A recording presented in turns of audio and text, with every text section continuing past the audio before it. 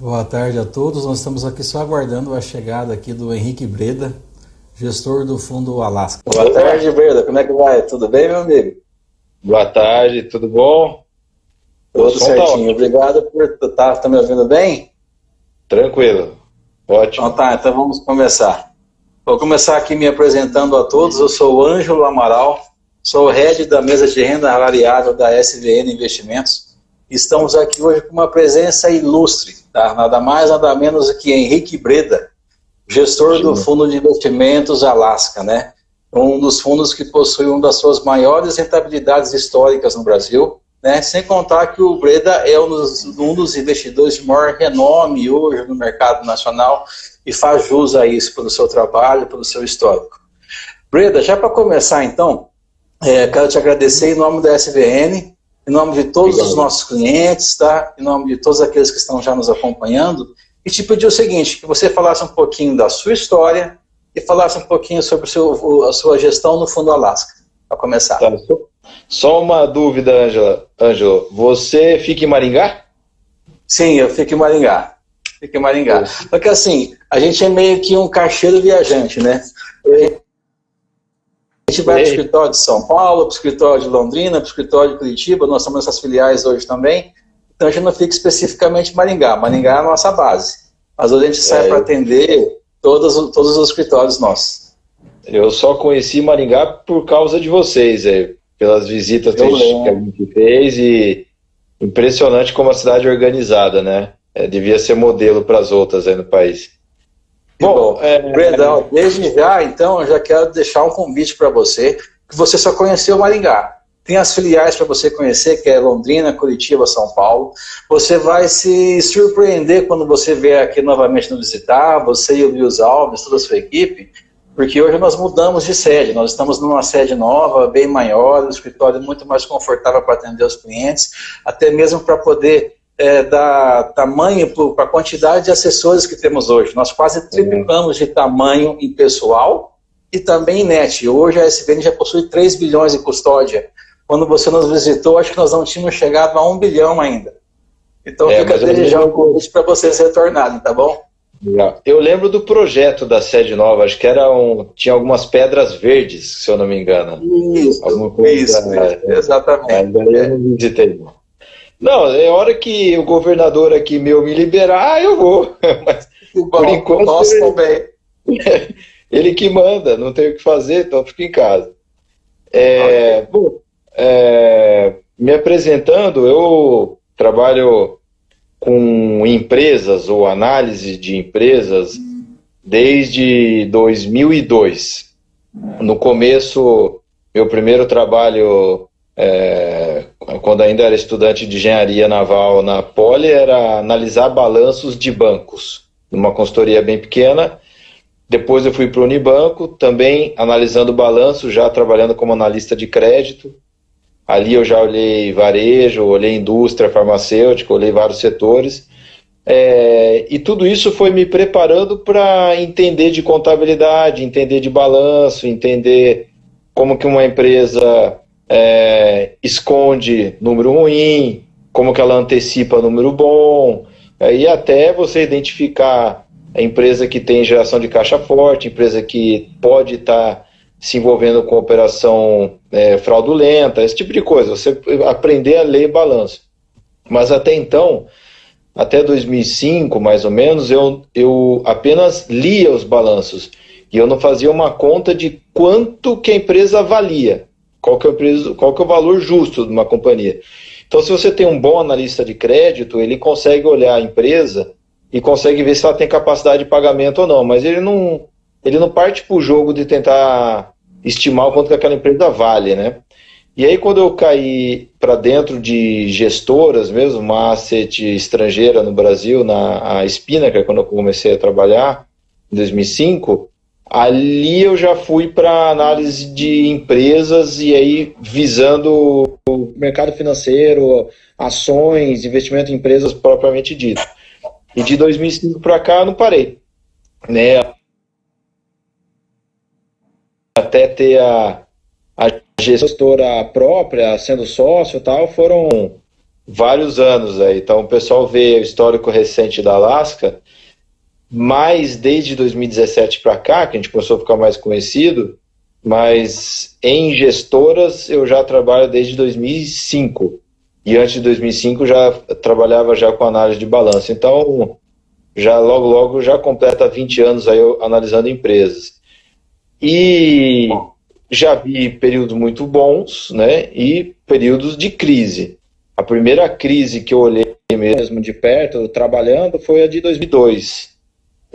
Quando começou em maio de 2002, começou aquela exigência de se marcar a mercado a renda fixa dentro dos fundos. Então você tinha, por exemplo, o NTNB, que o cara marcava bonitinho na curva, né? Meu preço desabou, caiu 40%. Não, marca na curva. Então, o cotista desses fundos tinha a ilusão, né, de que ele tinha alguma coisa ali, mas que na verdade não valia aquilo. Ele estava assim, se ele carregasse até o vencimento, andava 7% ao ano bonitinho. Mas se ele tentasse vender no meio do caminho, ia vender com 40% de prejuízo, esse tipo de coisa. É igual o cara quando mora numa casa e fala, não, esse apartamento vale 1 milhão. Mas se você tentar vender por 1 milhão agora, você consegue? Não, eu só consigo por 700. Então aí você fala, vale 1 milhão, mas o preço é 700. Então, em fundo de investimento, a gente tem que marcar não o que vale, mas o quanto estão pagando no dia, né? Então aquilo começou em maio de 2002, aí veio a eleição, né, fuga de capital do Brasil, o Brasil precisou entrar no FMI e tal. Aquilo foi a primeira crise que eu vivenciei. A segunda foi a de 2008, a terceira foi algo muito específico de Brasil, que foi acho que 2014 e 15, e agora mais uma pancada aí do Corona. E todas passam, né? O pessoal não acredita, mas toda crise passa. E sempre vai ter uma outra no futuro. Sempre vai ter. Breda, uma coisa que a gente gosta muito é a sua objetividade quando você fala. Tem muitas perguntas aqui a serem feitas que o pessoal quer falar, por exemplo, sobre o cenário macroeconômico, querem fazer perguntas específicas sobre o fundo, sobre alguns setores em específicos, mas assim, vamos começar falando de algo um pouco mais genérico, que é algo que você bate muito nessa tecla, que é renda variável. E principalmente o perfil daquela pessoa em que vai operar a renda variável, que vai voltar para a renda variável. Então, algumas máximas suas, o pessoal pediu para a gente perguntasse para você. Por exemplo, você é uma pessoa que você falou o seguinte esses dias, o cliente da renda fixa, ele mudou para a renda variável. Tá? Mas mais do que mudar a rentabilidade, ele deveria mudar primeiro a sua mentalidade. Podia explicar um pouquinho para nós, por favor? Porque quando o cara é um aplicador de produto bancário tradicional, CDB ou até poupança, porque no Brasil isso é uma realidade, tem milhões de pessoas com isso, o que acontece ali? A pessoa colocou um dinheiro e aquele dinheiro é remunerado por uma instituição bancária ou qualquer outra coisa, ele colocou R$1.000, no final do ano o cara vai ter R$1.000 e R$35, né? R$1.035, está 3,5. Ele corre um risco de crédito, né? Pode ter alguma segurança ou não, se o banco quebrar no meio do caminho, tem que ver o volume que ele aportou no banco, mas aquele dinheirinho fica crescendo todo dia, é uma aplicação bancária.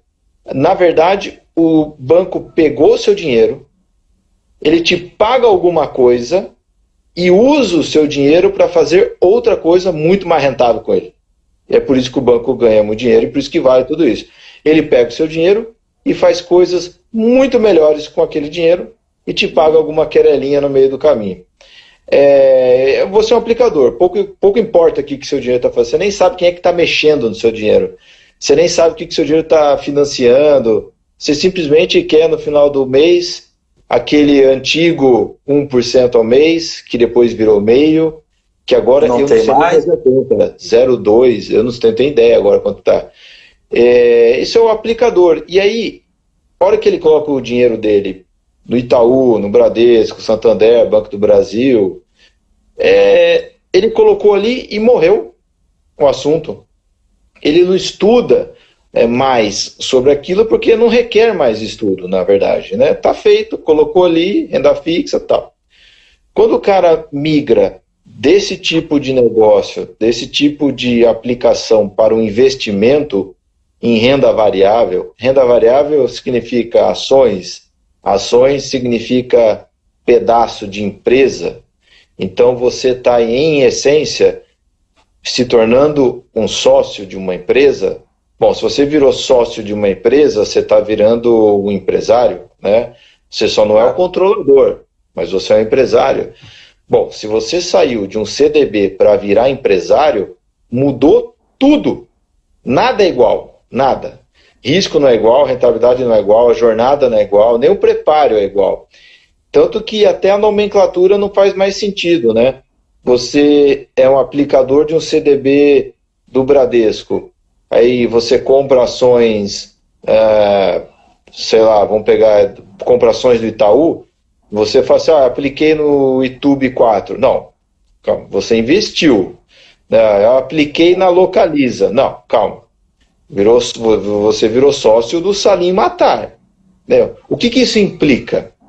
Isso implica que você na hora que você vira sócio de uma empresa, você tem algumas coisas ali que começam a acontecer.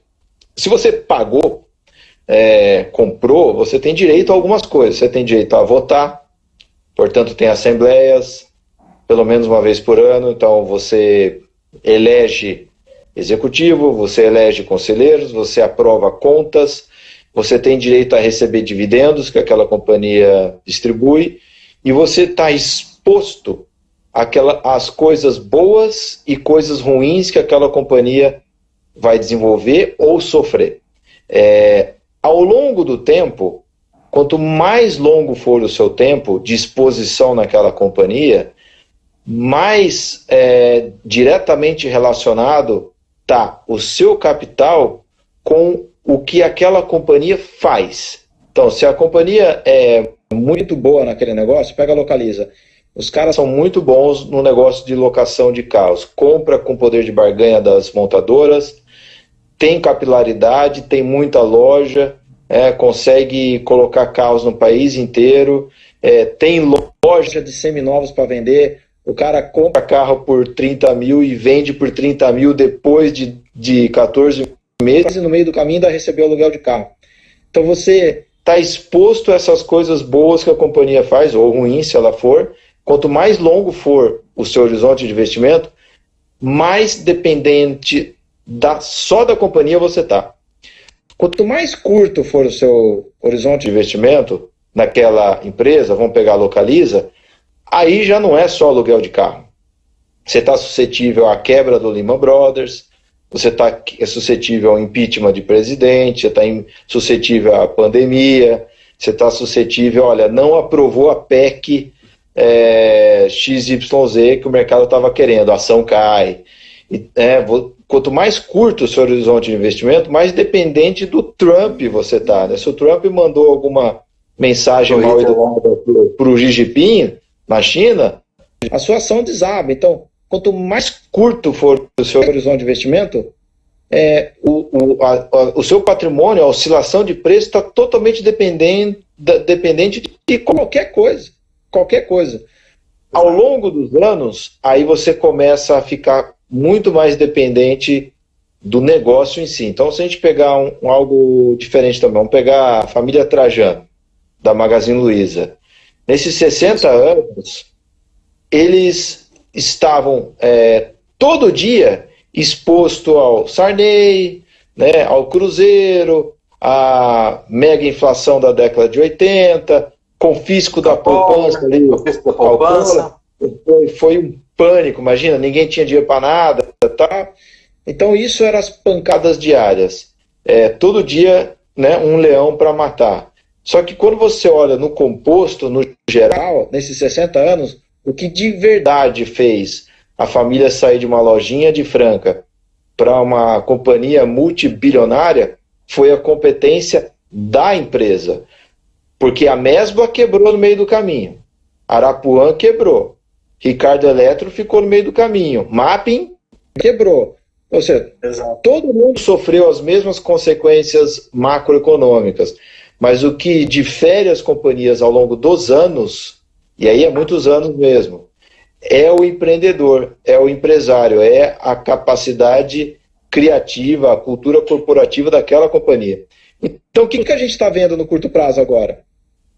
Corona, né? Medo de eleição nos Estados Unidos, insegurança com o resultado fiscal do Brasil desse ano que vem. Então, se você é companhia boa, ruim, pequena, grande, você está sofrendo as notícias negativas. Quando você começa a ir para prazos de 5, 10, 15 anos, qual que vai ser o grande driver? O que vai empurrar a sua ação? Aos pontos específicos da companhia que você está investido. Isso vai aparecendo ao longo do tempo.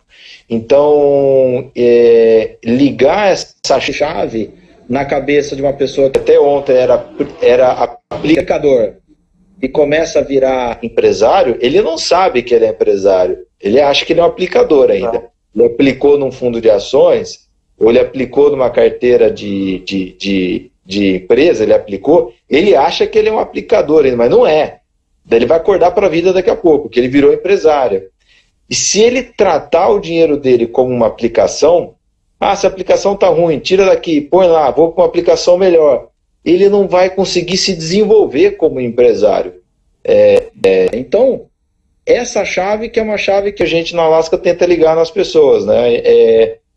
Mas assim, nunca é unanimidade, né? Tem gente que se frustra, tal, mas o que está sendo surpreendente, e aí eu acho que é muito graças ao trabalho de vocês também, muita gente está entendendo. Se não fosse assim, né, se não tivesse entendendo, eu acho que os fundos de ações, Alaska também no meio, nessa crise a gente estaria vendo saques massivos.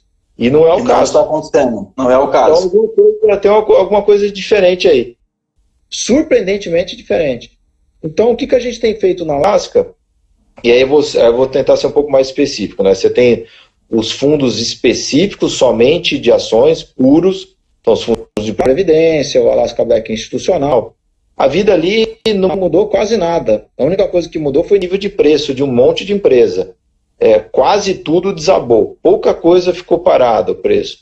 Então, nesse desabamento de preço, nessa liquidação, nesses descontos massivos que a gente está vendo, a gente está tentando ver o que é ouro que está com preço de latão, né? Porque as pessoas ficam com muito medo de curto prazo. E aí você vai ter ouro com preço de latão. Então a gente está minerando. Muito ativo descontado. Tem muita coisa ali que exagerou. Muita gente vendeu com medo do primeiro ou segundo trimestre. Teve gente que vendeu porque ficou com medo que outras pessoas ficassem com medo. Então vende antes para tentar comprar depois. Então é um jogo super diverso, tem de tudo. Então a gente está como se fosse entramos aí numa mina, estamos minerando o que tem de coisa boa para comprar por preço de banana. Isso é a vida normal nos fundos. Quando a gente vai para o Alaska Black BDR, aí a gente tem coisas a mais. A gente está tentando ver operações com opções, coisas que dá para a gente ter com dólar ou juros. No meio de março, a gente zerou muita coisa com prejuízo, que o mercado ficou totalmente disfuncional, sem direção. Então a gente usou todo aquele prejuízo para rever posições para o futuro, utilizar menos posições em futuros, utilizar mais opções, rever tamanho, abriu a possibilidade para outros mercados. Vou dar um exemplo. A gente não tem, mas a gente não pensava nesse assunto.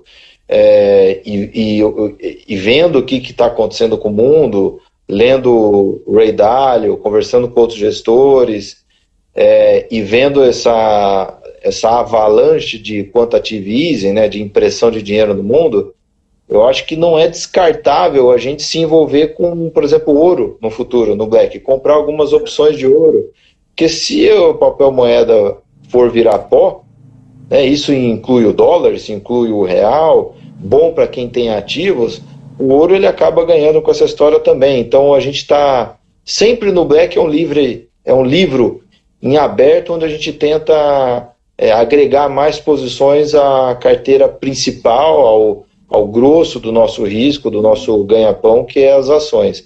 Mas as ações, em essência, não mudou nada, mudou alguns nomes só. Breda, aproveitando agora o gancho de tudo que você falou, 3 pontos principais. Primeiro, esses dias numa live ali, você falando que você não está olhando só o preço, você não está olhando só o número da ação, o número da empresa. Você olha as pessoas que tocam aquela empresa. Então você se preocupa. Quem está no conselho de administração, quem manda no conselho de administração, quem é o CFO, quem é o dono da empresa, quem é que toca aquilo e de que forma toca aquilo, e que você olha o pessoal também nisso tudo, tá? Outra questão, você falou sobre o trabalho da renda variável e de tentar mostrar para o cliente e que o horizonte tem que ser longo prazo. Você, como gestor de um fundo de ações, você sofre isso. Você é uma pessoa que defende muito o nosso trabalho. Você é uma das pessoas que mais defende o trabalho do assessor de investimento. Né? Eu vejo isso no seu dia a dia, no seu cotidiano, você nos defende muito.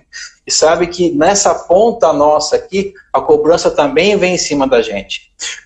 Mantendo um pouquinho em cima do perfil de renda variável, que é onde a maioria dos clientes hoje estão precisando manter isso, tem uma história que você nos ensinou aqui na SVN, que nós utilizamos ela no nosso dia a dia.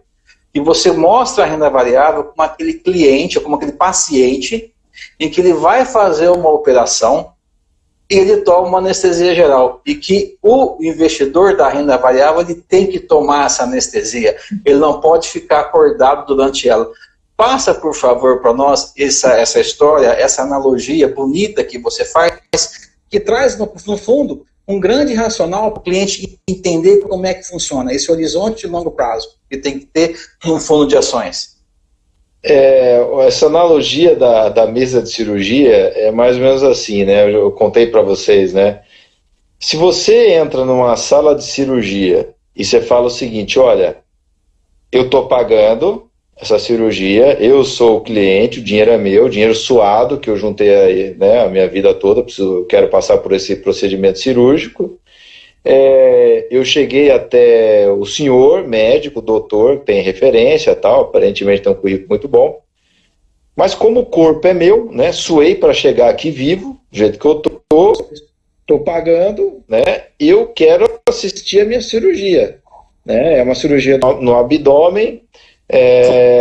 Pode me dar uma anestesia local, mas eu quero ver aí, né? O senhor vai mexer no meu pâncreas, na minha vesícula, eu quero dar uma olhada. Eu confio no trabalho do senhor, mas eu quero ver a cota diária. Eu quero ver tudo que está acontecendo aí. Eu vou abrir o home todo dia e vou ficar olhando a cotação ali. Quero ver, né? Bom, até aí tudo bem.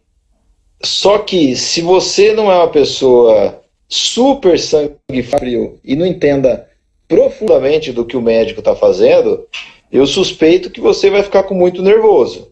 Então, a hora que a pessoa começa a cortar você e abrir sua barriga no meio, a cena é horrorosa para quem não está acostumado. Você começa a olhar e fala, vou morrer, né? Aí você pergunta pro doutor, tá tudo bem? Ele fala, não, tudo bem, calma, né? Mal comecei aqui, cirurgia de número 5.000 que estou fazendo. Fica quieto aí, deixa eu fazer a cirurgia. A hora que ele termina de abrir o rombo no seu abdômen, ele começa a mexer nas suas vísceras, você começa a suar, passar mal, né? Começa a disparar coração, aí você escuta o médico falando, ó, a gente vai ter que entubar o cara que ele está com uma parada cardíaca, parada respiratória aqui também. Aí você fala assim, não, doutor, tá tudo errado, não era para estar acontecendo isso. Ele fala, não, acontece, de vez em quando acontece, a gente vai ter que apagar você e botar você para dormir, vai ter que entubar. Aí o cara começa a ficar extremamente nervoso, o paciente fala, ó, para tudo, cancela, resgata, fecha, fecha, não quero saber de cirurgia, vou morrer aqui nessa sala. Então, assim, o meio do caminho, ele é extremamente volátil, ele é nervoso, a pessoa acha que vai morrer, vai perder tudo. Então eu pego, por exemplo, o nosso fundo que está na pior condição momentânea, vou pegar o Alaska Black BDR. Desde quando ele começou lá em 2012 até hoje, ele deu mais do que 3 vezes o Ibovespa. Só que no meio do caminho o cara teve que ser entubado algumas vezes, né? Em 2013, 2014, no Joesley Day, na greve dos caminhoneiros, teve na eleição de 2018, agora foi uma foda, né? Foi bem forte agora. Então o cara fica vendo isso aí, ele fica, não aguenta, né?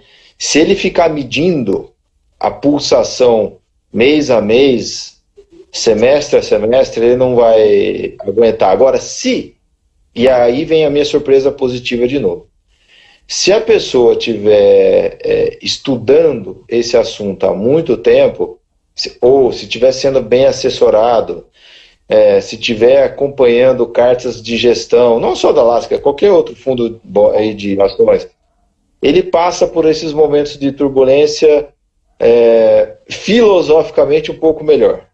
Porque nervoso todo mundo faz, eu fico nervoso, né? Todo mundo fica nervoso, ninguém olha isso aqui e fala, não, isso aqui é normal, já passei por um coronavírus antes. Não, não é. Mas você faz paralelos com o passado, períodos de guerra, períodos de crash, período de super recessão no mundo, e você vê que o negócio é sempre parecido, começo, meio e fim. Então a gente deve estar saindo do meio, eu acho, pelo menos no comportamento dos preços.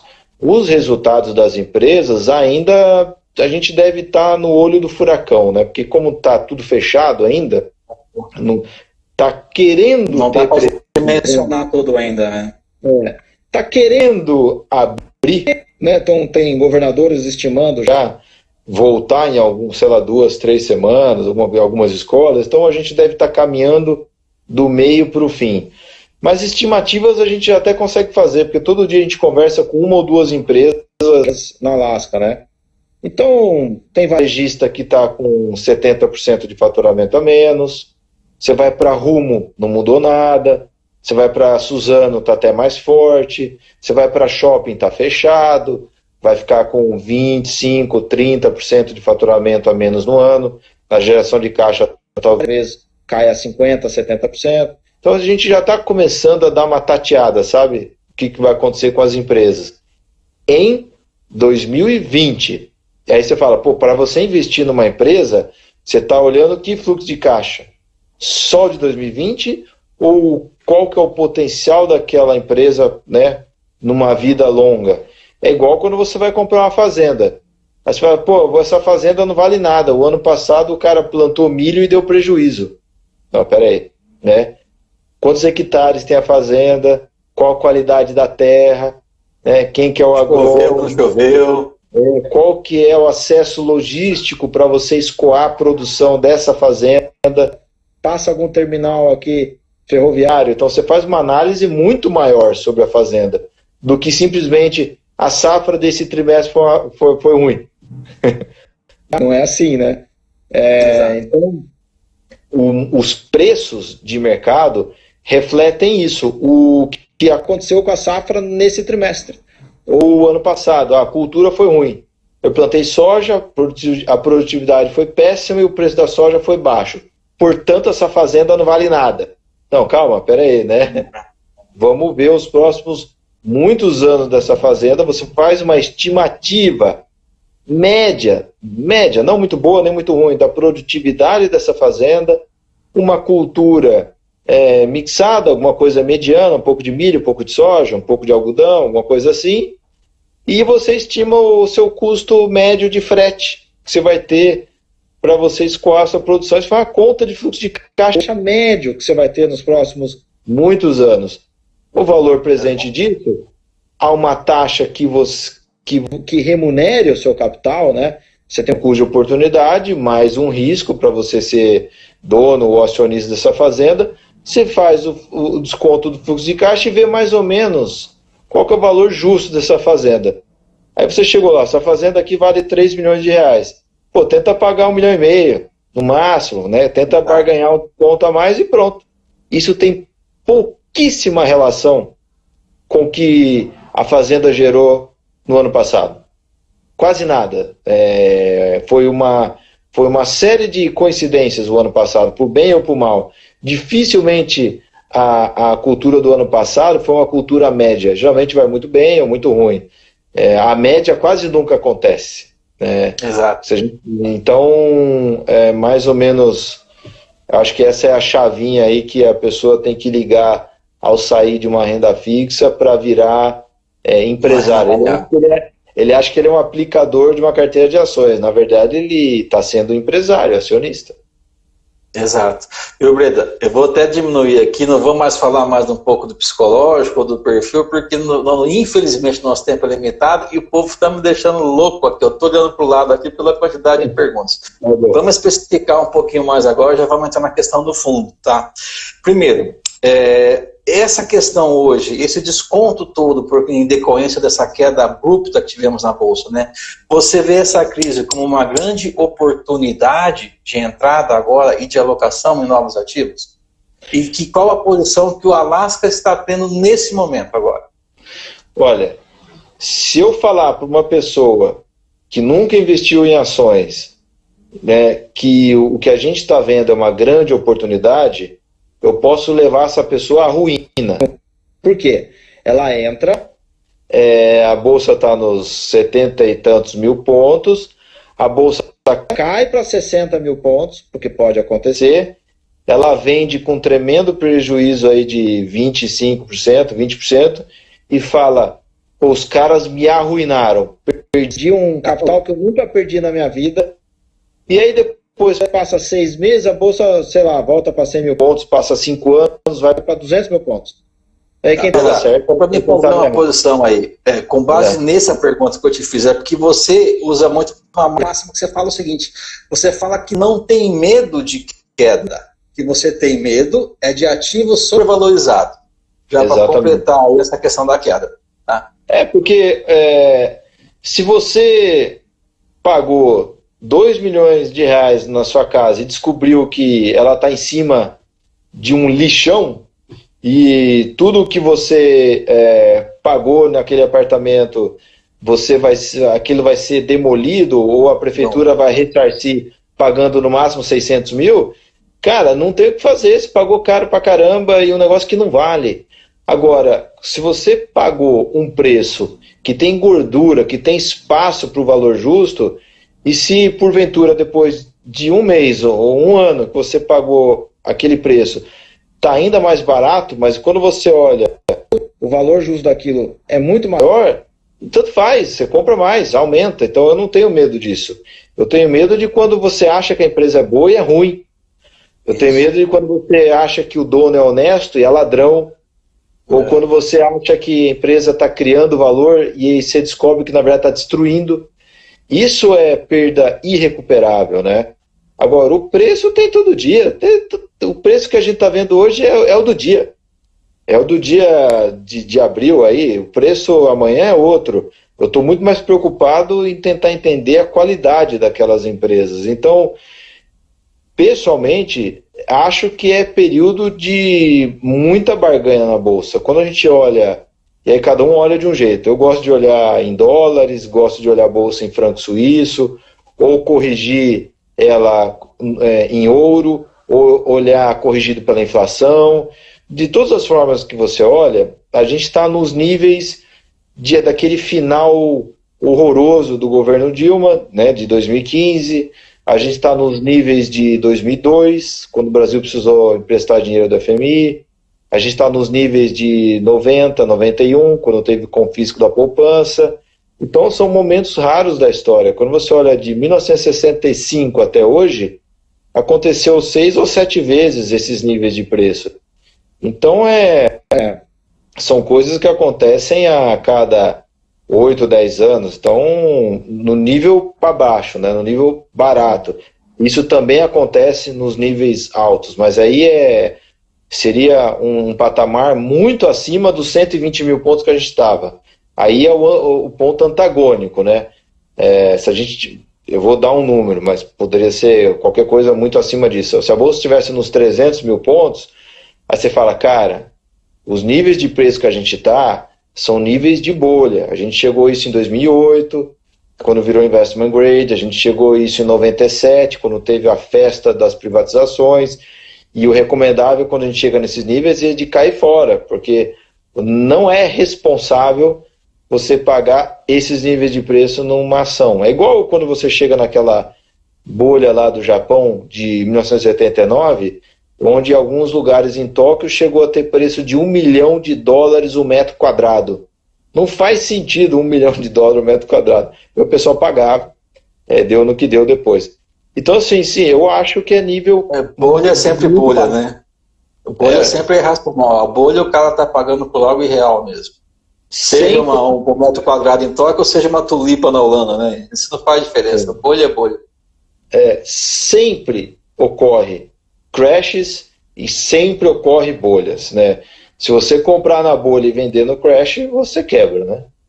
Se você fizer o contrário, você ganha muito. Agora, entre uma coisa e outra, pode demorar 8 anos, 10 anos, 12 anos.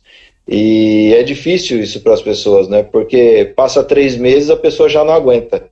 Eu estou falando de 12 anos, 10 anos. Então, é uma chavezinha bem diferente que tem que ligar mesmo nas pessoas. Mas não adianta você falar, Anjo, não adianta eu, a vida vai ensinando, entendeu? Então, o tempo vai passando e os arrependimentos vão sendo pessoais. A pessoa se arrepende de tudo, eu não devia ter aplicado nesse fundo, se arrependeu, saiu. Aí depois passa alguns anos, ela se arrepende de ter saído. Aí ela volta na hora errada de novo. Aí se arrepende de ter voltado, aí depois de umas 3 ou 4 trocadas de pé, aí ela vai começando, vai. Ela começa a ter que fazer as coisas do jeito certo. Tem algumas formas de você cortar o caminho. Uma boa assessoria, estudar muito antes de se aventurar numa coisa. Imagina você chega assim e fala assim, olha, eu vou entrar agora no ramo, eu vou começar a criar camarão. Eu vou ter fazenda de camarão na costa brasileira, vou começar amanhã. Aí você começa a fazer isso sem estudar nada do mercado. Você não sabe que ração utilizar, para quem você vende, qual que é o tempo de vida do camarão, o que ele come, quem que é o predador. Você simplesmente começa a investir. Não vai dar certo. E se der certo nos primeiros 3 meses, aí você está ferrado mesmo, porque você vai achar que você é bom naquilo, vai colocar tudo que você tem naquele negócio e vai quebrar. Então tem que estudar muito antes de entrar no negócio, ou entrar devagarzinho enquanto você estuda, né? Bom, mas enfim, é a vida, é o jeito. Você falou que é uma coisa séria. Geralmente o pessoal, quem não está preparado, o que ele acaba fazendo? Ele compra no topo e vende no fundo. Compra no topo e vende no fundo. Sendo que ele teria que ter justamente o comportamento totalmente ao contrário. Ele tem que ter esse horizonte de longo prazo para poder esperar, para poder ver o retorno. Porque aquele que entra hoje no fundo e depois de 4 ou 5 meses ele está questionando o resultado, ou está questionando de quanto ele está ganhando, esse cara que vai ter dificuldade e que vai ser aquele cara que ele vende no topo, compra no topo e entrega aqui no fundo. Falando um pouco mais do fundo, o pessoal pediu para te perguntar o seguinte, quando você vai adicionar no fundo algum tipo de ação, qual o principal tipo de análise que vocês relevam, né? Qual que é o racional que vocês seguem para fazer a escolha de uma determinada ação especificamente? Tá? O que a gente mais leva em consideração, mais importante, você diz? O racional como um todo, o que é importante, e o racional como um todo para poder fazer essa seleção. Olha, o que é mais importante para a gente é quem toca a empresa, né? Se você pega uma empresa, uma mesma empresa, mesmo setor, mesmo balanço, né, mesmo marco regulatório, e você troca todos os executivos e coloca outras pessoas para gerenciar aquela empresa, a análise volta para estaca zero. Não é a mesma coisa.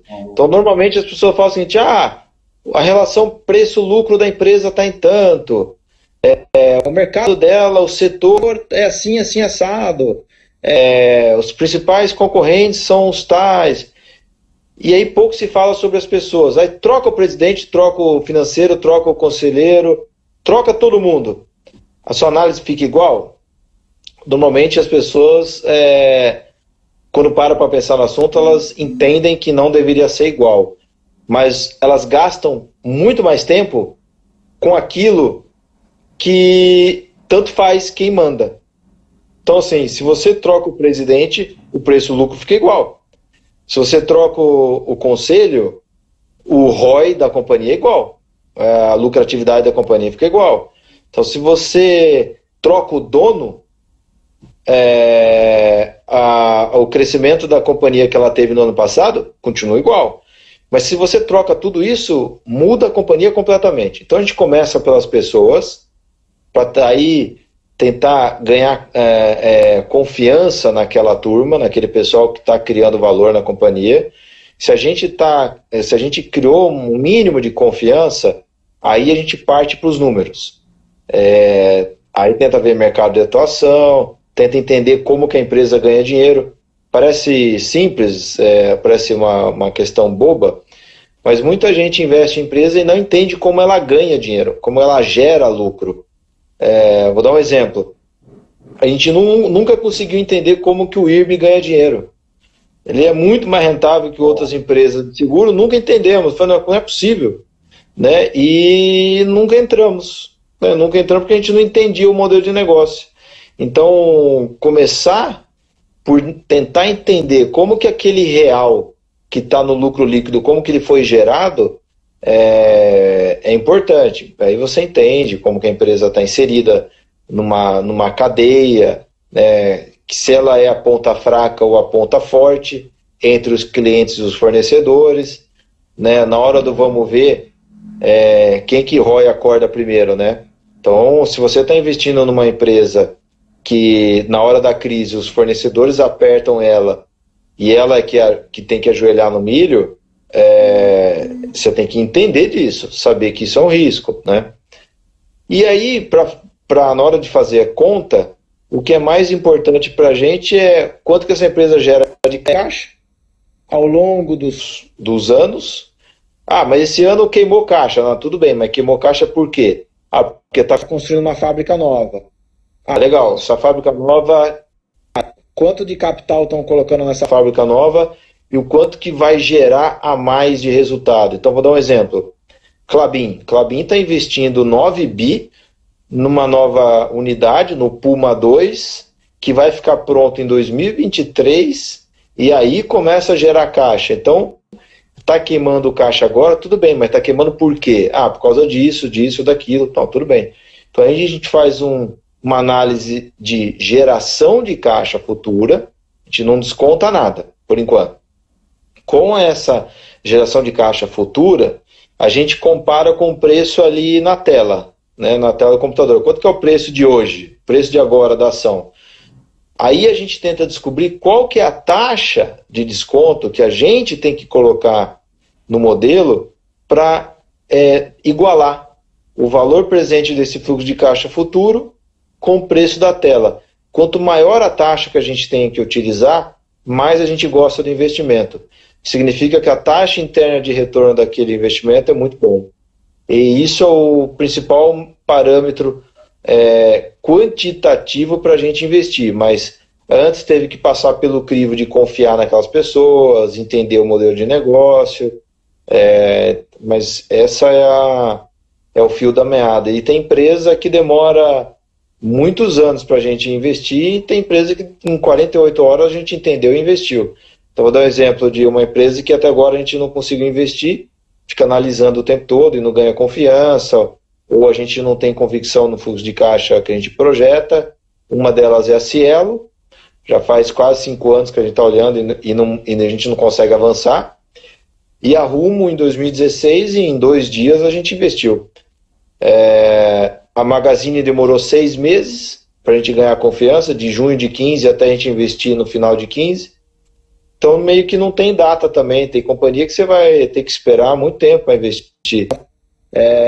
Se a gente olhar o Buffett, o Warren Buffett, a Coca-Cola, que é uma posição muito importante dele, o Charlie Munger, o sócio dele, ficou falando de Coca-Cola para o Buffett de 1971 até 1988, ou seja, demorou 16, 17 anos para o Buffett investir. E depois que investiu, já faz mais de 30 anos que ele está investido. Então, o tempo não é algo fixo, né? Aquilo tem que casar o entendimento, a confiança e o preço. Se não casou, não funciona. Tá. Breda, já com base em alguns desses ativos que você acabou de comentar, uma pergunta que está muito recorrente aqui por todos é o seguinte: quais são as maiores posições do Alasca neste momento, em termos de ativos? Eu vou falar da principal para as menores. Aí já a relevância vai diminuindo. Então tá a Magazine e a Cogna, são as duas principais.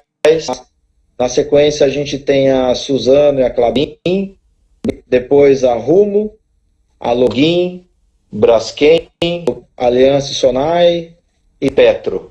Bom, aí já tem quase 90% do fundo. Aí depois a gente tem uma série de posições menores e algumas novas que estão entrando agora esse mês aí, estão montando a posição, depois a gente divulga. Falando agora um pouquinho agora, já que está acabando o tempo, o pessoal quer saber sobre os setores. Então vamos fazer um bate-bola, vamos falar um pouquinho de cada setor. Esses dias eu até vi você falando no comentário sobre uma das empresas desse setor e você falou que você não consegue investir nela porque você não gostou também, que pode ser que um case americano ou um investidor de fora vir pode fazer diferença, no caso seria a CVC. Setor de turismo, o que você fala dele hoje? Ele é um dos setores, junto com o varejo, por exemplo, que está sendo extremamente afetado, né, no curto prazo. Então, loja fechada ou ninguém está viajando, locadora de carro também, ninguém está alugando carro, então são coisas que estão sofrendo muito no curto prazo. Até aí tudo bem, não tem problema nenhum. CVC é líder setorial e tal, assim como a Localiza está sofrendo, a líder setorial, a Renner também, líder setorial, até aí tudo bem. Muito provavelmente a queda da receita das lojas ou locadora ou da CVC é algo que vai ficar meio circunscrito nesse ano, pode ficar durante 6 meses, 7 meses, 8 meses, mas são empresas que têm relevância para continuar no futuro e tal, tem marca e tal. No caso da CVC, o que nos incomodou pessoalmente foi, lá atrás, o dono vendendo, então o Guilherme Paulos, que é o cara que construiu tudo isso, saindo da própria empresa para investir em hotéis e coisas do tipo. Ou seja, é interessante porque a CVC tem poder de barganha com o hotel, né? Ela consegue entrar, ela consegue viabilizar um hotel, né? Ela compra dezenas de quartos em antecedência, né? Consegue pagar um preço baixo por isso, porque ela tem recorrência de clientes ao longo do tempo, então ela consegue ter força contra os hotéis. E aí quando você vê o dono saindo da CVC e investindo em hotel, bagunçou um pouco a minha cabeça, porque eu achava que era a ponta fraca na história. Ele vendeu o CVC e está investindo em hotéis. Bom, tudo bem. E aí a gente conversou com bastante franqueado, né? E aí a gente não gostou das opiniões, a empresa ficou desorganizada. Eu posso estar tendo viés de alguns franqueados, talvez não seja a visão da companhia como um todo, mas a gente juntou algumas opiniões de franqueados, juntamos o dono saindo, e aí tem algo que pode acontecer de ruim. Eu vou falar o lado bom também, mas vou falar o lado ruim. Quando você tem uma companhia que tem uma queima de caixa muito grande e ela precise chamar capital, você pode ter uma mega de uma diluição. Então, eu nem sei o histórico de preço da CVC, eu vou só inventar, tá? Vamos supor que a ação era R$30. Você achava que o valor justo era 60. Essa ação vem para 20, 15, 10, no R$6, se a empresa dobra ou triplica a quantidade de ações em circulação, porque precisou emitir ação e pegar dinheiro do mercado, aquele seu R$60 de valor justo já virou 12 ou já virou 10, foi extremamente diluído. E aí você meio que perdeu a base de referência. Aí você tem uma mega de uma diluição no meio do caminho, se você não está acompanhando, você perde toda aquela referência, aquele upside que você enxergava, aquele valor justo muda completamente. Então, eu não sei como é que estão as condições da CVC hoje. Como a gente já desistiu vendo o Paulos e vendo o franqueado e vendo outras possibilidades de investimento um pouco melhores, a gente ficou um pouco afastado do case. Mas pode ser que o case da CVC seja parecido de uma aérea. A aérea é a mesma coisa. A companhia aérea ela não vai desaparecer, ela vai continuar, né? O mundo precisa voar. Se você mata a Latam, a Gol e a Azul, como é que a gente vai voar? Então, não vai surgir uma... Então, elas vão ser salvas de um jeito ou de outro. Pode ser com dinheiro público ou com acionista aportando, mas num outro preço por ação, né?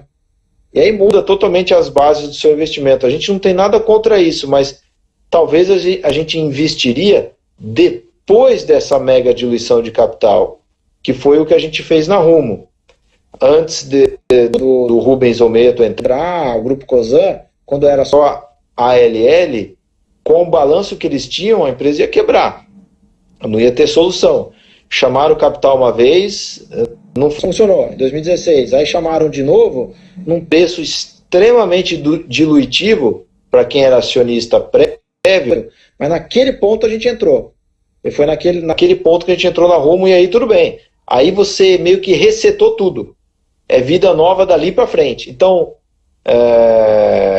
considerando isso, na CVC, por exemplo, se acontecer o aparecimento aí, surgiu um super grupo global de turismo, querendo se aproveitar desse momento de fraqueza da companhia e vem com aumento de capital, compra ação nova num preço extremamente baixo, injeta uma grana na CVC e agrega a CVC num grupo muito maior, porque a CVC aí sim, legal, ela tem marca, tem capilaridade, é conhecida, né, tem um nome reconhecido no mercado, e aí o jogo meio que recomeça. Aí dependendo da situação, talvez a gente até entre. Mas hoje fica muita incerteza no ar. Então tem muita coisa para ser considerada. Você tem a empresa, tem a marca, tem o preço por ação, tem bastante coisa para ser levada em consideração. Hein? Mas a empresa tem o seu valor estratégico, sem dúvida. Tá. Breda, eu estou preocupado aqui com a questão do tempo, faltam poucos minutos, então antes de deixar acabar de forma abrupta, tá? Eu quero aproveitar que faltam 5 minutos, eu já quero agradecer mais uma vez você, tá? Toda a sua equipe, manda um abraço para o Luiz Alves, falar que nós aguardamos a visita de vocês novamente aqui, tá? Para conhecer as novas instalações, a visita em cada unidade da SVN, nós queremos você também nas demais filiais, agradeço você em nome dos sócios, em nome de todos os assessores, em nome de todos os nossos clientes e todos que estão podendo participar aqui, tá? Deu bastante gente na nossa live hoje, estou muito feliz e muito obrigado mesmo, tá? Com base nisso, uma pergunta que o pessoal está fazendo é o seguinte, qual que é a estratégia que o fundo, se tem algum tipo de estratégia hoje, para recuperar o valor das cotas e que aconteceu em decorrência dessa queda abrupta que nós tivemos, tá? E também já pode partir para suas considerações finais também com isso, tá bom? É um negócio importante para as pessoas saberem. Imagina que o fundo começou hoje. A Alaska Black começou hoje. Não tem histórico de cota nenhuma. Né? Portanto, não teve perda em março, não teve ganho de 850% de janeiro de 16 a janeiro de 20, não teve perda em 2013, não existe histórico passado. Então, e é exatamente assim que a gente pensa. Qual que é a melhor carteira que a gente pode montar hoje, considerando as empresas que estão disponíveis nesses preços de hoje e outras alternativas de investimento no mercado.